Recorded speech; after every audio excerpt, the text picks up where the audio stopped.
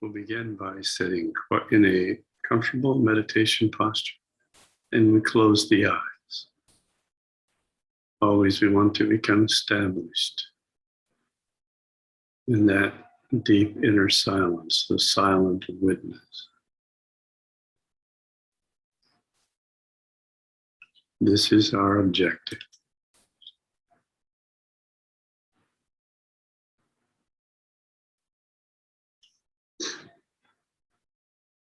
Being established in the silent witness, we can effectively listen to the words of the Yoga Vasishta to balance deep knowledge construct karmic traces.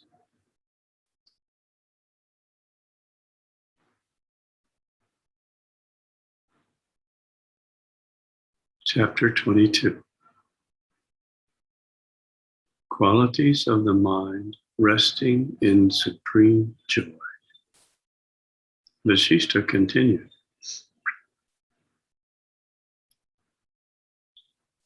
Men of sound judgment are free from mental disturbance and are perfect in their mastery over themselves by restraining the flight of the mind and fastening it to its inner awareness.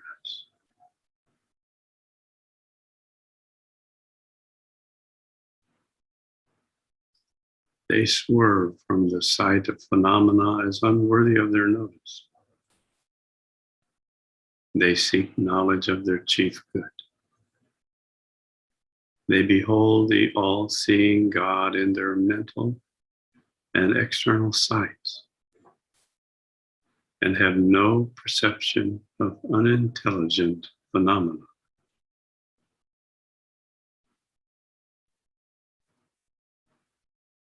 They are dormant amidst the thick gloom of error spreading over the confused paths of life.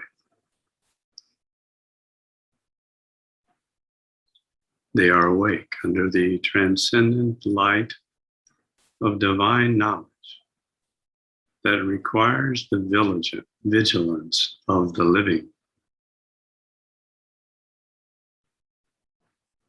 They are utterly indifferent to the sweet pleasures of this life, as they are also indifferent to the cheerless prospects of future enjoyments. They are mixed with the water of spiritual unity and in the boundless ocean of omnipresence.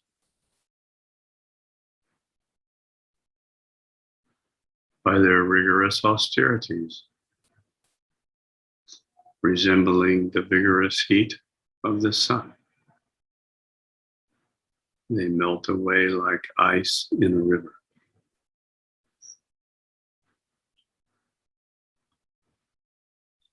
At the disappearance of their ignorance, all their restless desires and passions are set to rest,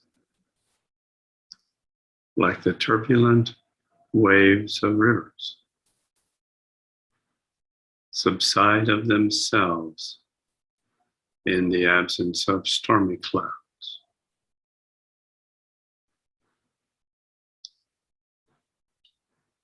The net of desires that ensnares men like birds in traps is cut asunder by a spirit of dispassion, just like the meshes of a net are torn apart by a mouse's teeth. As the seeds of kata fruit serve to purify foul water,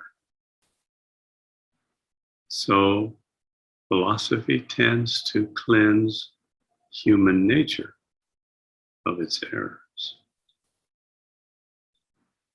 The mind is free from passions, from worldly connections and contentions, and from dependence on anyone or anything.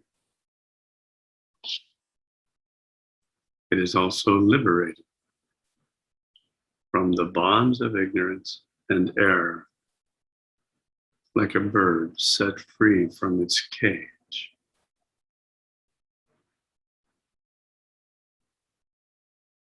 When the disturbance of doubts are settled and the wanderings of curiosity is over, then the full moon of eternal internal fullness sheds its light over the mind. As the mind's true greatness appears, after it sets from the height of its dignity and high-mindedness, so it begins to have its equanimity in a state resembling the calm sea after a storm.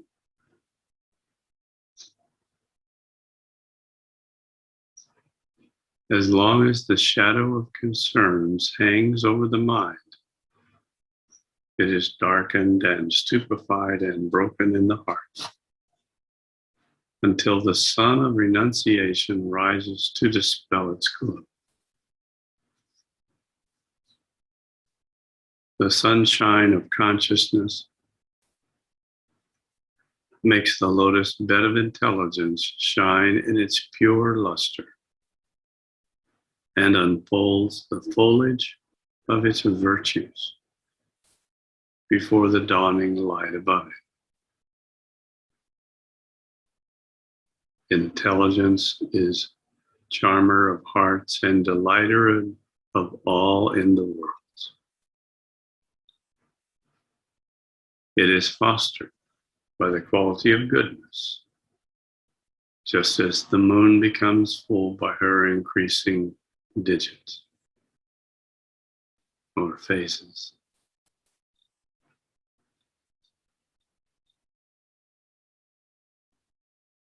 It's important to understand that this is a direction in which we place the mind, but it is not so much a complete instruction in sadhana. If we only pretend to be indifferent, if we pretend to be dispassionate, if we pretend not to be harassed by desires, there's really no value. This is not a path to achieving moksha.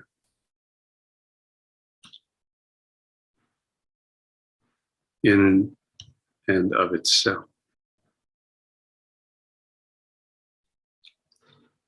It is simply changing the direction of the mind to an inward focus. But once that direction has been set, we have to fix the mind in the silent witness.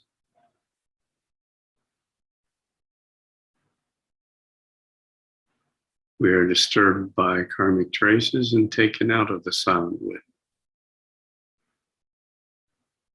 We just come back.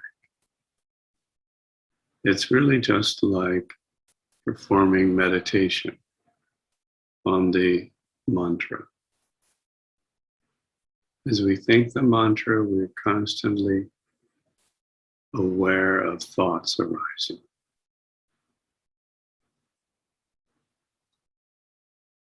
We don't try to push out the thoughts or pretend they're not there. There's no value at all in that.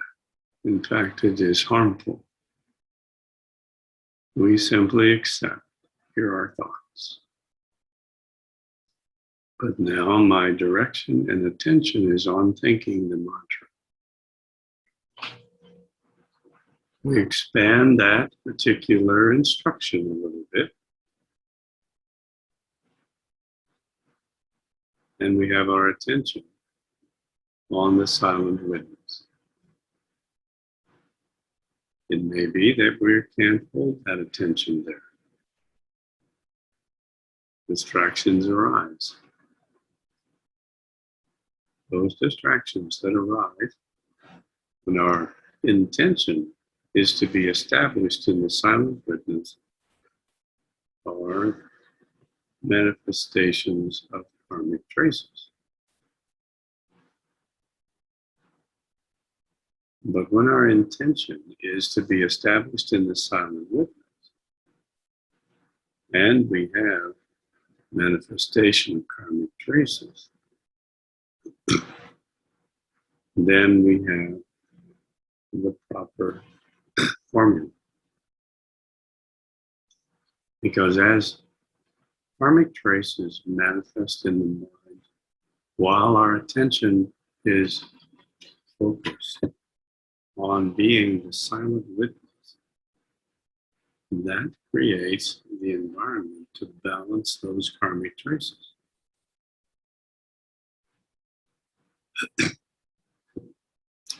And so we make maximum progress.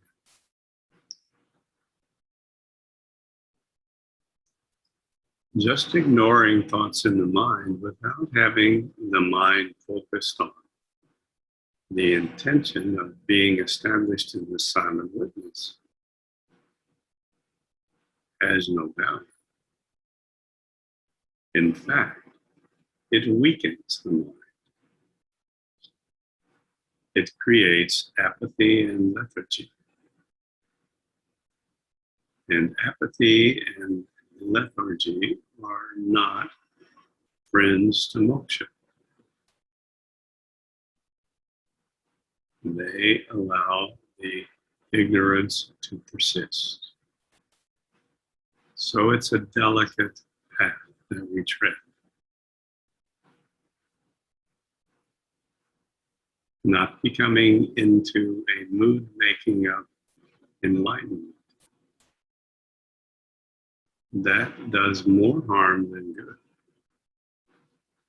But just setting the mind on the silent witness as the goal, the objective. And being reminded of that every time we find ourselves engaged and embedded in the material world. We simply come back to the silent witness. Maybe we do that 1,000 times a day. That's okay.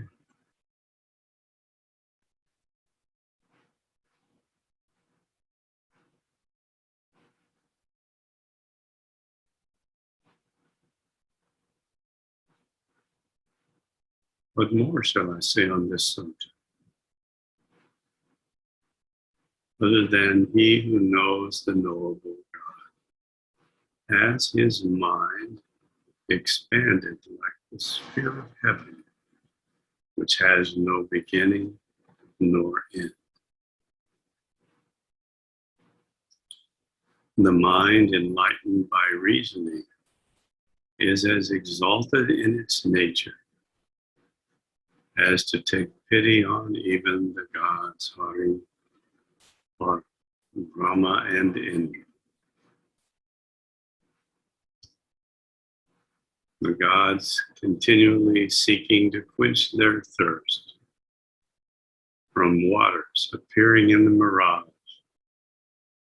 like the thirsting deer running to them by mistake, are far from tasting the happiness of egoistic yogis. Desires in the hearts of all beings subjects them to repeated births and deaths, causing the ignorant but not the wise to appear and disappear like waves of the sea. Now, the desires that are in the hearts of all beings were caused by individual karmic traces.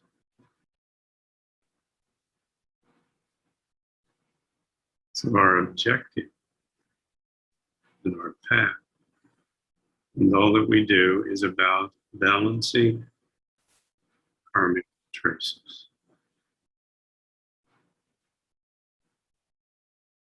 So we have these two components. Mind is always directed on the silent witness.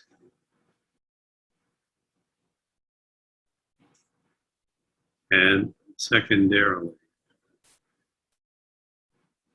we know that when the mind is on the silent witness,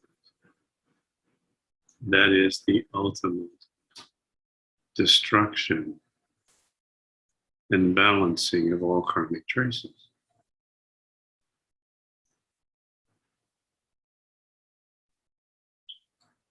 The world presents no other show in its course except that of the appearance and disappearance of bodies.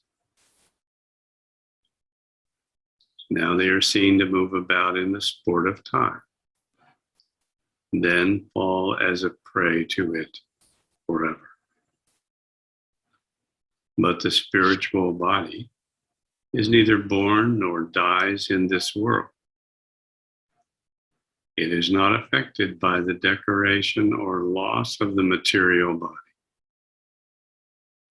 but remains unchanged as the emptiness of a pot, both when it exists and when it is broken to pieces.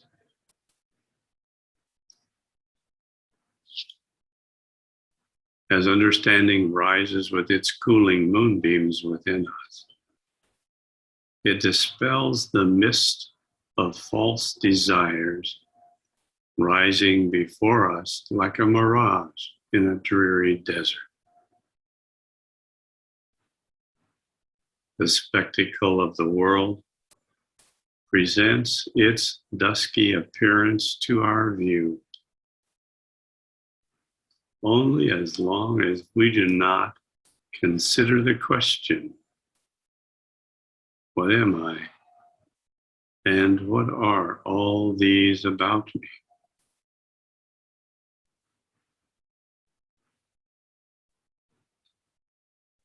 He who sees rightly,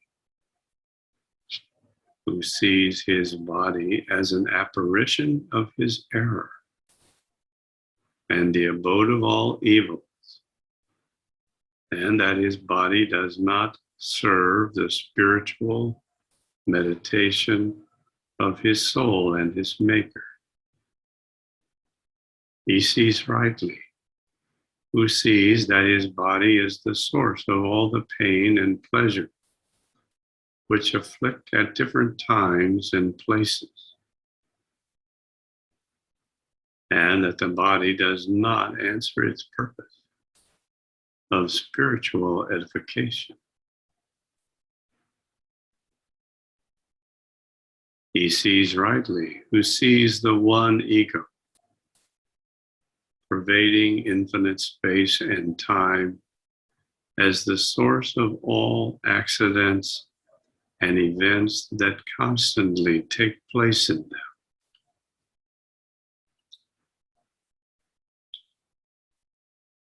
He knows rightly, who knows the ego to be as minute as a millionth or billionth part of the point of a hair, and pervading the entire infinity of space and eternity of time. He perceives rightly, who perceives the universal soul to permeate all the various objects of his sight, and knows them as sparks of the light of consciousness. He perceives rightly, who perceives within himself the omnipotence of the infinite spirit, present in all states and conditions of beings, and the same consciousness to abide in and preside over all.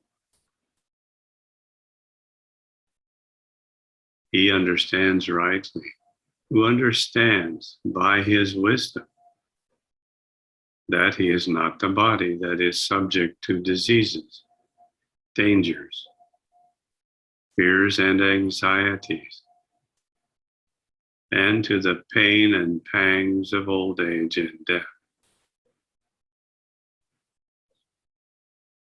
He understands rightly, who understands his soul as stretching above and below and all about him,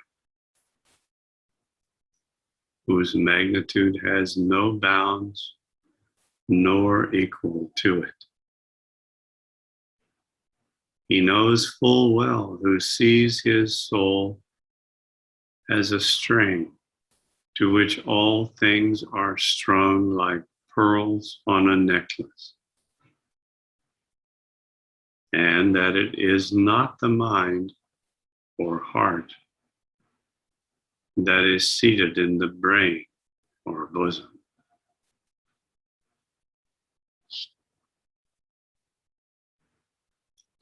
He thinks rightly, who imagines neither himself nor anything else as existent except the imperishable Brahman, and who knows himself as living between reality and unreality.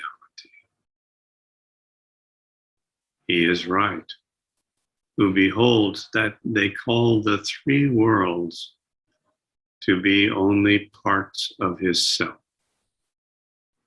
and that the three worlds have been rolling about him like the waves of the sea.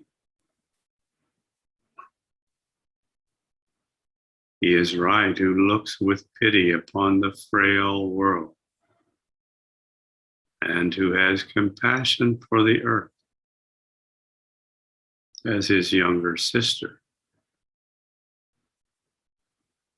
The great soul who has withdrawn his mind from the earth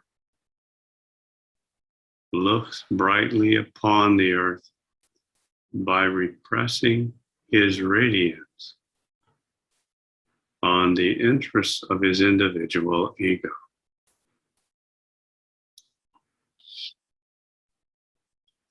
He sees the truth, who finds his body and the whole world filled with the colossus figure of consciousness, without the opposition of any sensible object. He who looks on the states of misery and happiness that attend worldly life as only the fluctuating conditions of ego, has no cause to regret or rejoice at them. He is the right-sighted man who sees himself in a world filled with divine spirit. He has nothing to desire or dislike in this state of existence.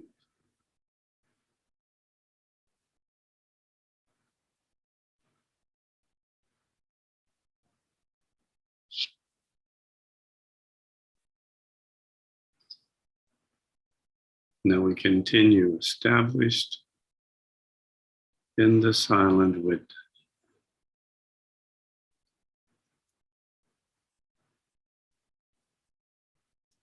Start the esoteric Maha Mantra is with Trimana Sanyama,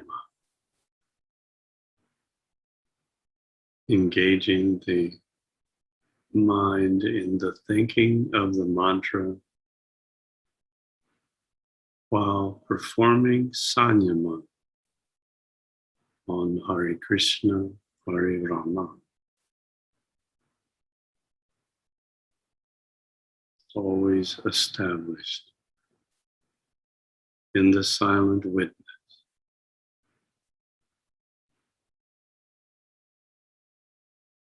This practice will quickly balance all the karmic traces that have been enlivened by today's reading.